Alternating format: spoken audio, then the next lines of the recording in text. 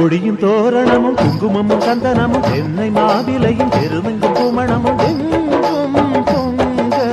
இன்பம் இன்பம் தான்